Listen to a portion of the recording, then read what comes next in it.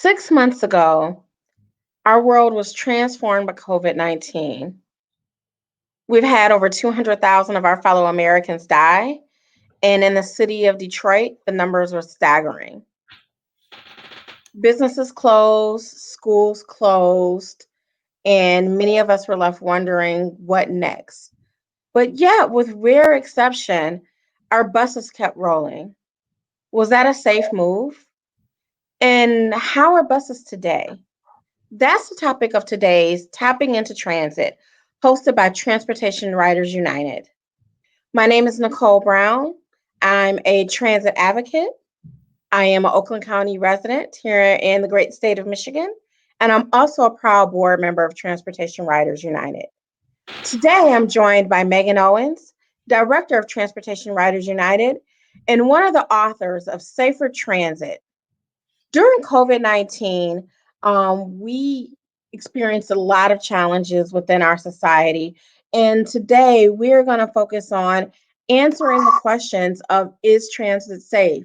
Was it a safe move to be able to keep our transit, to be able to keep our all of our transit agencies up and running during this critical time in America?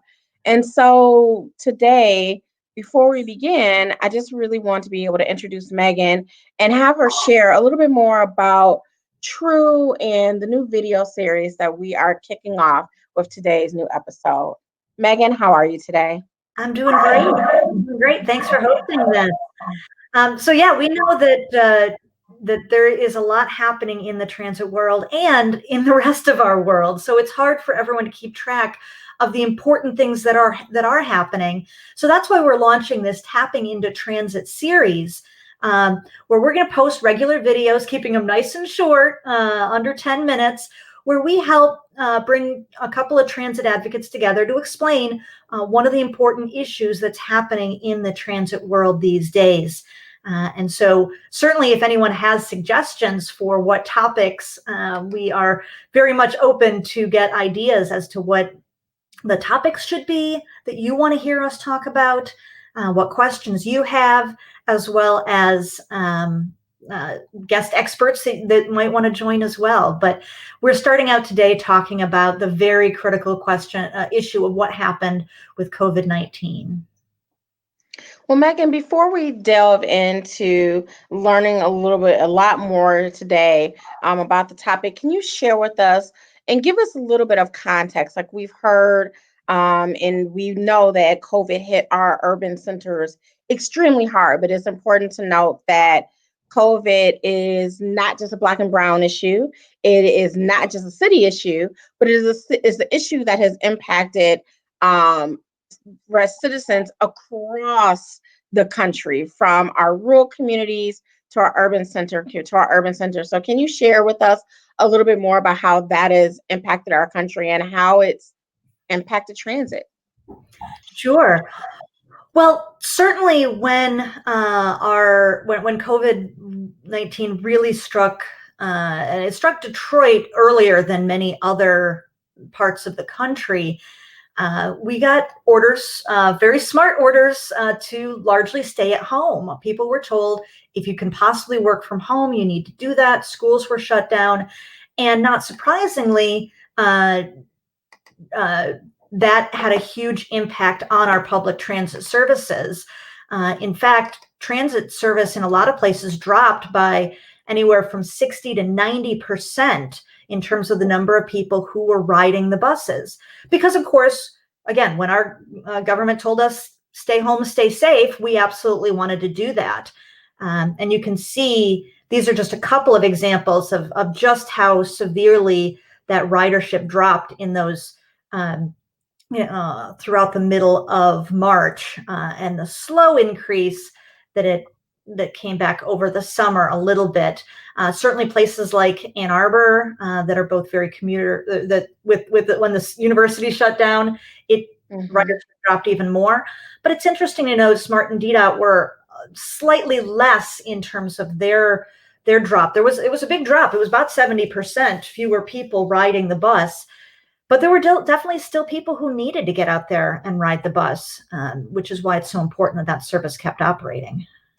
So, to that point, Megan, can you share with us a little bit more about who was actually riding the bus? I believe, all of us are tethered to our social media feeds throughout the early part of the pandemic, and there were photos floating around of crowded subways and buses in New York, and people were all aghast at how are they not social distancing and why are they out and about? But can you speak a little bit more truthfully and really address who really was riding our buses and across the country, trains and other forms of transit? Sure. Well, as we all know, suddenly the term essential worker became something we all became very, very familiar with. And those essential workers are the ones who enabled the rest of all of our society to keep working. And about a third of those essential workers were people who were riding the bus to get there, to get to those jobs. Those are the nurses and the janitors at the hospitals that kept our family members safe and helped address the crisis. Those were the restaurant workers, the grocery clerks. Those were the police and fire and ambulance workers.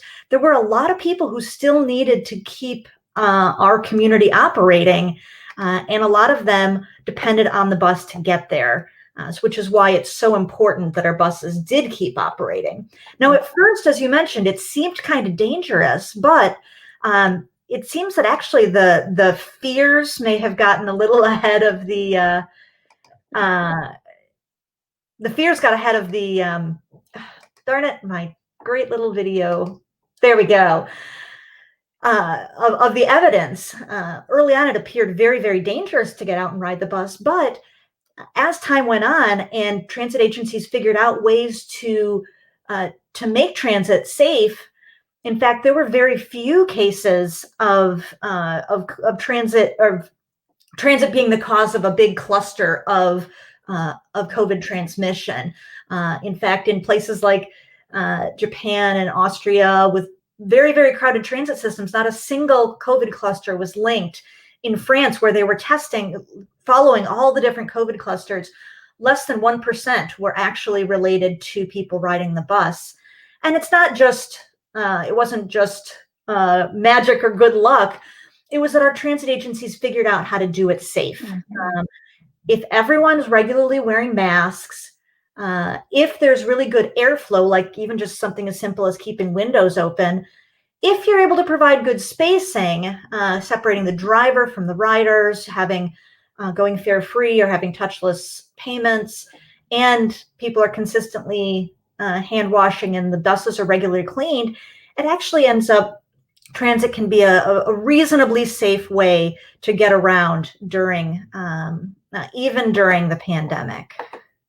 So let's talk about that a little bit more. So in the city of Detroit, we know that unfortunately, two of our transit options opted to shutter during COVID-19 and have yet to come back online. But let's talk about what DDOT and SMART both continue to do while they were able to transport our essential workers back and forth to their jobs, but also not just our essential workers, our residents who need to be able to get to those grocery stores, who needed to get to doctor's appointments and to other things that were critical for them to be able to continue to survive during these times. So can you talk a little bit about the actions that both of those agencies took? Sure. They really did follow a lot of the best practices that we saw around the country. Certainly encouraging social distancing and good sanitation, encouraging people to only ride when they needed to and to stay home when they were sick. But one of the most important factors was providing masks. In fact, DDOT has given out over 500,000 masks to on the buses to ensure that people can continue if they need to have places that they need to go, that they can do that safely. They also, very importantly, directed people to enter and exit from the rear of the bus so that there aren't people regularly walking right in front of the driver's face as they're trying to travel. And that meant also going without eliminating fares. So That actually helped people who were struggling economically and helped keep those drivers safe. So the transit agencies did a lot of really good steps in order to make it as safe as possible. You can't ever eliminate all the risk, but it's to make it as safe as reasonably possible. Mm-hmm. So what people really need to know is that there's no reason to be scared of riding public transportation. Yeah, that is true. If you need to get on transit, if you have places you need to go, if you need to travel in an affordable way, the buses are still a very reasonable and safe option. That said, make sure you're wearing your mask the entire time.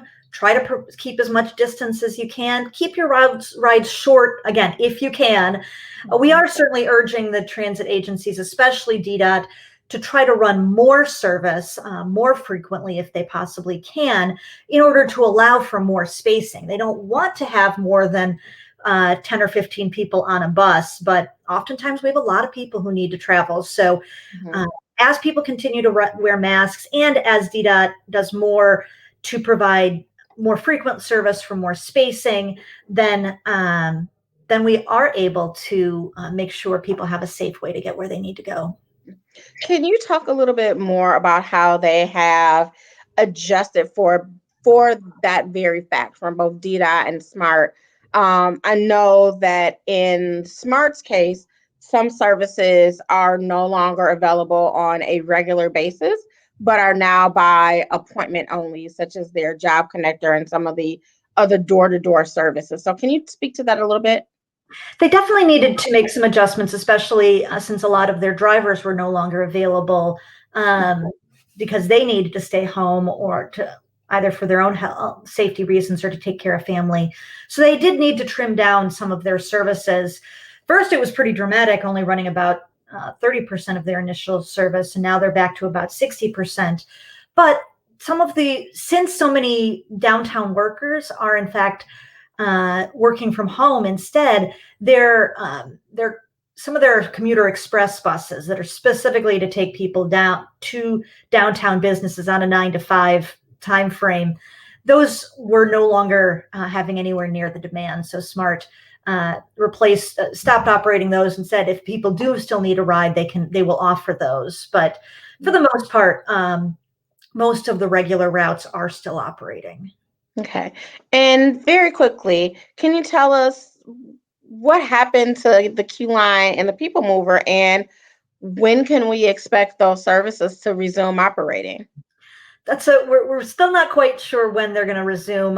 They're largely looking at the downtown businesses. As long as most people are working from home and downtown's very quiet as it has been recently, they are looking to stay closed for at least the time being. Once more and more people are starting to come back downtown, then they will get reopened. Hopefully they can get started pretty soon, because it is good to have as many options as people can. Mm-hmm. So unfortunately, I could sit here and talk to you forever about this topic, because it's one that's very important to me, as it's not just a transportation issue, but it is an equity issue, and it is also an economic issue, making sure that we have transportation to get Metro Detroiters to and from where they go, and important to maintaining high quality of life for residents across the Tri-County area. But before we close, can you share with us where folks can go to get more information about TRU, what we do, as well as more information on our transit operators and how they're operating during COVID? Absolutely.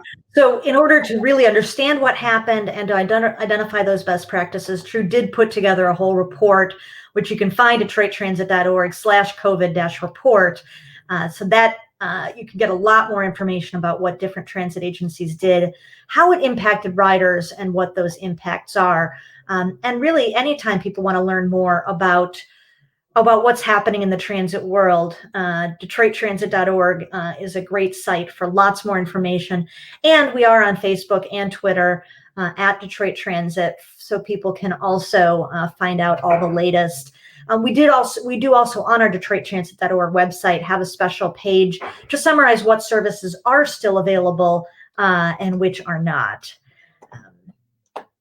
And actually, if you go visit that website, it's also a great place if you are not yet a member to join as a member of TRU, because certainly all of the work that we do here at TRU, whether it be this research, whether it be working with the transit agencies to improve and expand their service and their safety, that's all thanks to our members, people who donate anywhere between $5 and $5,000 to support our work. So if you're a member of TRU, thank you very much. If you are not, at DetroitTransit.org, you can join to support this important work as well.